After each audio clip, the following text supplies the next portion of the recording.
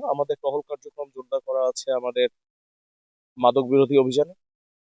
এছাড়া পাশাপাশি পুশিনের জন্য যেন কোনো প্রকার পুশিন না হয় সে ব্যাপারেও আমরা সোচ্চার রয়েছি, সজাগ রয়েছি। পাশাপাশি এখন বর্তমানে আমাদের দেশের মানুষ যেন ঈদ আনন্দটা নির্বিঘ্নে করতে পারে এবং তারা যেন নিশ্চিন্তে ঈদ আনন্দ করে এবং আমাদের সীমান্তটা যেন সুরক্ষিত থাকে, এই জন্য আমরা আমাদের ডিউটিকে জোরদার করা হয়েছে এবং আমরা আমাদের দায়িত্ব পালন করে যাচ্ছি।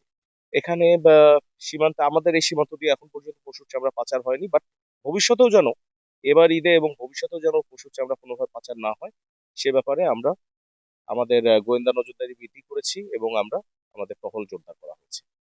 এটা যতদিন পর্যন্ত এরকম চামড়া পাচারের কোনো প্রকার সম্ভাবনা থাকবে ততদিন পর্যন্ত এটা চলমান থাকবে। সীমান্তের অবস্থাটা আমাদের এই ব্রাহ্মণবাড়িয়া 49.2 কিলোমিটার, আমাদের 25 সরাইল ব্যাটালিয়ন 25 বিজিবির দায়িত্বে যে সীমান্তটা রয়েছে, এখানে সীমান্ত অবস্থা এখনো স্বাভাবিক এবং ভবিষ্যতে আমাদের গোয়েন্দা নজরদারি বৃদ্ধি করেছি যে কোনো প্রকার আহ, তথ্য পাওয়া গেলেই যেন আমরা যথার্থ ব্যবস্থা নিতে পারি, সেজন্য আমাদের গোয়েন্দা নজরদারিটা বৃদ্ধি করা হয়েছে। নির্মাণে নাম্বার ওয়ান শাহ সিমেন্ট। সেক্ষেত্রে আমাদের ডিউটি যেহেতু জোরদার করা আছে, আমরা খবর পেলেই আমরা এটা পুশিংটা যেন না হয় সেটা ব্যাপারে আমরা ব্যবস্থা নিব।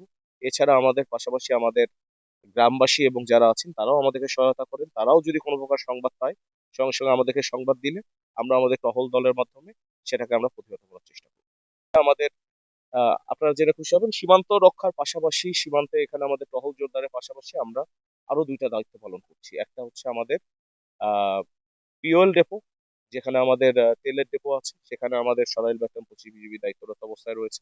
পাশাপাশি যানজট নিরসনে এবং দেশের মানুষ যেন নির্বিঘ্নে ঈদ যাত্রাটা করতে পারে সেই জন্য আমাদের আশুগঞ্জ টোল প্লাজায় আমাদের একটি ডিউটি মোতায়েন করা আছে এবং এবার এই ডিউটিটি মোতায়েন করার পরে বিজিবির মোতায়েনের পরে এখানে ঈদ সংখ্যা বা যানজটের সংখ্যা কম হয়েছে।